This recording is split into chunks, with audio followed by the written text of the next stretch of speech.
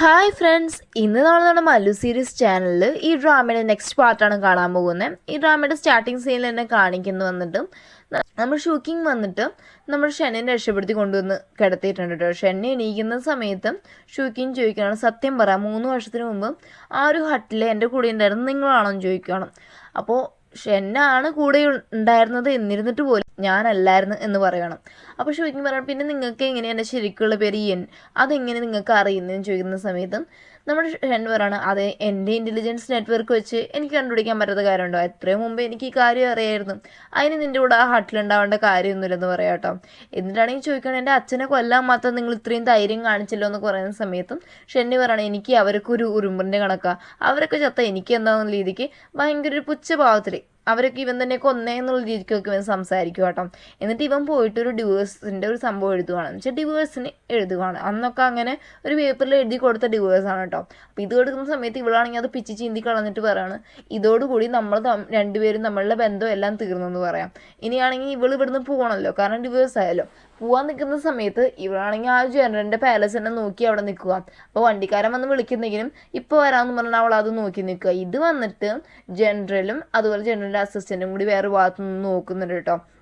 അപ്പോൾ ജനറലിൻ്റെ അസിസ്റ്റൻറ്റ് ചോദിക്കുവാണ്, നിങ്ങൾ എന്തിനെ മാറി നിൽക്കുന്ന, അവരെ ഇത്രയും ഇഷ്ടമാണെങ്കിൽ മാറ്റി എടുത്തേണ്ട കാര്യമില്ലെന്ന് പറഞ്ഞ സമയത്തും ഷെന്നി പറയണം, അതങ്ങനെയല്ല, അവൾ എൻ്റെ കൂടെ ഇരുന്ന് കഴിഞ്ഞാൽ അവളുടെ ലൈഫിന് ആപത്താം, അവളുടെ സേഫ്റ്റിയാണ് എനിക്ക് പ്രധാനം, അതുകൊണ്ട് അവൾ എൻ്റെ അടുത്ത് മാറി നിൽക്കുകയാണ് അത്രയും നല്ലത്, അതുകൊണ്ട് ഞാൻ ഇച്ചിരി വേദനിച്ചാലും കുഴപ്പമില്ലെന്ന് പറയാം. അങ്ങനെ അവസാനം നമ്മുടെ ഷൂക്കിംഗ് ആണെങ്കിൽ കയറി പോവാട്ടോ. പോകുന്ന സമയത്ത് ഒരാൾ വന്ന് വഴി മറിഞ്ഞ് നിൽപ്പുണ്ട്. അത് വേറെ ആരുമല്ല, നമ്മൾ ഷൂക്കിങ്ങിൻ്റെ ആ ഒരു അച്ഛനാണ്. ശരിക്കും പറഞ്ഞാൽ ഇത് ഷൂക്കിങ്ങിൻ്റെ റിയൽ ആയിട്ടുള്ള ഫാദർ അല്ല. ഇവർ വന്നിട്ട് നമ്മൾ ഷൂക്കിങ്ങിന് ദത്തെടുത്തിട്ട് വളർത്തുന്നതെന്ന് വെച്ച് കഴിഞ്ഞാൽ ഷൂക്കിങ് വന്ന് ഇവരുടെ ദത്തുപുത്രിയാണ്. എന്നിട്ട് അയാൾ വന്ന് എല്ലാ സത്യാവസ്ഥയും പറയാണ്. ഇവള് വന്നിട്ട് ഇങ്ങനെ ജനറൽ ഫെങ്ങിൻ്റെ മോളാണ്, അതുപോലെ തന്നെ ഇവളാണ് ആ ഒരു ടൈഗർ ടോക്കൺ എന്നുള്ള സത്യവും. ഇവൻ വന്നിട്ട് അന്ന് വന്ന് ഒരു ഗുളിക കൊടുത്തിട്ട് ഇങ്ങനെ മരിച്ച പോലെ കബളിപ്പിച്ചാണ് എല്ലാവരും എന്നുള്ള സത്യമൊക്കെ പറയുന്ന സമയത്ത് ഷൂക്കിങ്ങിനാണെങ്കിൽ ആകെ സങ്കടം. ഇവള് റിവെഞ്ചിന് വന്നത് തന്നെ സ്വന്തം അച്ഛനെ കൊന്നതിന് വേണ്ടിയാണ്, ഇതൊന്നും ഇല്ല, അവൻ ഇത്രയും വേദനിപ്പിച്ചല്ലേ അവൾ പോകുന്നത്. അപ്പോൾ അവൾക്ക് മനസ്സിലാവണം സത്യം പറഞ്ഞാൽ ഷെന്നിനെ തന്നെ അത്ര ഇഷ്ടമായിരുന്നു എന്ന് പറഞ്ഞിട്ട് അവൾ ആ ഒരു കുതിരവണ്ടിയിൽ തിരിച്ചു വന്നിട്ട് ഇപ്പോൾ ഷെൻ അവിടെ നിൽപ്പുണ്ട് കേട്ടോ. അവനെ ചെന്ന് ബാക്കിൽ നിന്ന് ഹഗ് ചെയ്തിട്ട് പറയാണ്, എനിക്കിപ്പോൾ മനസ്സിലായി നിങ്ങൾ എന്നെ അത്രയധികം സ്നേഹിച്ചായിരുന്നൊക്കെ പറഞ്ഞ സമയത്തും ഇവൻ അതൊന്നും അല്ലെന്ന് പറയട്ടോ. എന്നിട്ട് ഇവളാണെങ്കിൽ എൻ്റെ വന്നാൽ എൻ്റെ കണ്ണിയെ നോക്കി പറയാം, എന്നെ നിങ്ങൾ ഇന്ന് വരെ സ്നേഹിച്ചിട്ടില്ല എന്ന് പറയുന്ന സമയത്ത് അവൻ പറയണേ, ഇല്ല ഞാൻ സ്നേഹിച്ചിട്ടില്ല എന്നൊക്കെ പറയാം കേട്ടോ. എന്നിട്ടാണെങ്കിൽ ഇവൾ ഇവനെ കിസ് ചെയ്യാൻ വരുന്ന സമയത്ത് ഇവനും തിരിച്ച് കിസ് ചെയ്തിട്ട് ഇവളെ മയക്കിയിട്ടും വണ്ടിയെ കയറ്റി തിരിച്ചു വിടുവാണ്.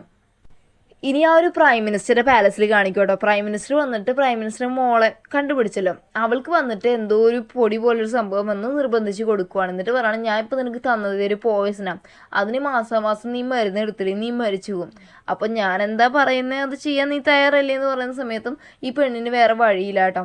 അപ്പോൾ എന്താ കാര്യം ചോദിക്കുന്ന സമയത്ത് ഇവൻ പറയാണ്, ഈ പ്രൈം മിനിസ്റ്റർ പറയാണ്, നീ വന്നിട്ട് ആ ഒരു ജനറൽ ഫെങ്ങിൻ്റെ മോളെയും കണ്ടുപിടിക്കണം, അതുപോലെ റിയലായിട്ടുള്ള ടൈഗർ ടോക്കൻ എവിടെയാണെന്ന് എനിക്ക് കണ്ടുപിടിച്ച് കൊണ്ടുവന്ന് തരണം എന്ന് പറയണം. അപ്പോൾ ഈ പെണ്ണിന് വേറെ വഴിയൊന്നുമില്ല. മാത്രമല്ല നമ്മുടെ ഷൂക്കിങ്ങിനെ പോയിക്കൊണ്ടിരുന്ന വണ്ടിയിൽ വന്നിട്ട് ആരൊരാൾ അതിക്രമിച്ച് കയറി ഇവിടെ മയക്കും അടച്ച് കൊണ്ടുവരുന്നുണ്ട്. അത് പ്രൈം മിനിസ്റ്ററുടെ പാലസിക്കാം. പ്രൈം മിനിസ്റ്റർ ഇവിടെ കെട്ടിയിട്ട് കുറേ അടിച്ചൊക്കെ ചോദ്യം ചെയ്യുമ്പോഴും ഇവള് പറയുന്നത്, അച്ഛാ നിങ്ങളെന്താ എന്നെ വിശ്വസിക്കുന്നില്ലേ എന്നൊക്കെ പറയാം. ആ സമയത്ത് കറക്റ്റ് അങ്ങോട്ട് വന്നിട്ട് റിയൽ ആയിട്ടുള്ള പ്രൈം മിനിസ്റ്ററുടെ മോള് വരും കേട്ടോ. അപ്പോഴാണ് ഷൂക്കിങ്ങിന് ഇവള് വന്ന് വലിയൊരു അബദ്ധത്തെ ചാടിയ കാര്യം മനസ്സിലാവുന്നത്. എന്നിട്ട് പ്രൈം മിനിസ്റ്റർ റിയലായിട്ടുള്ള മോള് പറയുവാണ്, ഓ നിനക്ക് എൻ്റെ മുഖം തന്നെ ഒരു വ്യത്യാസവും ഇല്ല, ആരും തിരിച്ചറിയത്തില്ല എന്നൊക്കെ പറഞ്ഞിട്ടും ഇവിടെ ടോർച്ചർ ചെയ്യാനായിട്ട് സ്റ്റാർട്ട് ചെയ്യും. ആ സമയത്ത് അങ്ങോട്ട് വന്നിട്ട് ഷെന്ന് വന്നിട്ട് പറയണം, മതി നിർത്ത്, അവൾ എന്തിനാ ഇങ്ങനെ ടോർച്ചർ ചെയ്യുന്നത്. അപ്പോൾ ഈ പ്രൈം മിനിസ്റ്റർ ചോദിക്കണം, ഓ അപ്പം നിനക്ക് അവളുടെ അടുത്ത് ഫീലിങ്സ് ഉണ്ടോ എന്ന് ചോദിക്കുക കേട്ടോ. അപ്പോൾ ഇവൻ പറയാണ്, എൻ്റെ ഭാഗത്ത് സത്യം പറഞ്ഞ ഒരു തെറ്റില്ല, നിങ്ങളുടെ പാലസിൽ നിന്നാണ് ഇവളെ കൊണ്ടുവന്നത്, അപ്പോൾ തെറ്റെല്ലാം നിങ്ങളുടെ ഭാഗത്താണ്, നിങ്ങൾ എന്തോ ഒരു കള്ളത്തരം കാണിച്ചോണ്ടെന്ന് പറയുന്ന സമയത്ത് പ്രൈം മിനിസ്റ്റർ പറയണം, യോ ഞാനൊരു കള്ളത്തരവും കാണിച്ചില്ലേ, ഇപ്പോൾ വേണമെങ്കിൽ എൻ്റെ മോളെ കല്യാണം കഴിച്ചു തരാൻ ഞാൻ തയ്യാറാന്ന് പറയാം കേട്ടോ. എന്നിട്ട് ഇവൾ ടോർച്ചർ ചെയ്യാൻ നിൽക്കുന്ന സമയത്തും നമ്മുടെ ജനറൽ പറയണം, ഇപ്പോൾ ഇവിടെ വെച്ച് ടോർച്ചർ ചെയ്യേണ്ട, ഞങ്ങളുടെ പാലസിൽ കൊണ്ടുപോയി ടോർച്ചർ ചെയ്യാം, നിങ്ങളുടെ മോളെ കല്യാണം കഴിക്കാൻ ഞാൻ തയ്യാറാണെന്നും പറഞ്ഞിട്ടും ആ ഒരു റിയൽ ആയിട്ടുള്ള പ്രൈം മിനിസ്റ്റർ മോളെയും കൂട്ടിക്കൊണ്ട് പോവാ കേട്ടോ. ഇനിയാണെങ്കിൽ അന്ന് അവരുടെ കല്യാണവും കഴിയുവാണ്. ഇനി ഫസ്റ്റ് നൈറ്റിന് അന്ന് ഈ ഒരു പ്രൈം മിനിസ്റ്ററുടെ മോള് വന്നിട്ട് ഇവൻ്റെ അടുത്ത് ക്ലോസ് ആയിട്ട് വരാൻ നിൽക്കുന്ന സമയത്ത് ഇവനത് സത്യം പറഞ്ഞാൽ ഇഷ്ടപ്പെടുന്നൊന്നുമില്ല. കാരണം ഇവന് ശരിക്കും പറഞ്ഞാൽ നമ്മുടെ ഷൂക്കിങ്ങിന് ഇഷ്ടമാണ്, പക്ഷേ അവൾക്കൊന്നും പറ്റരുതെന്ന് വെച്ചിട്ടാണ് അവൻ ഇത്രയും നാടകമൊക്കെ കളിക്കുന്നതും.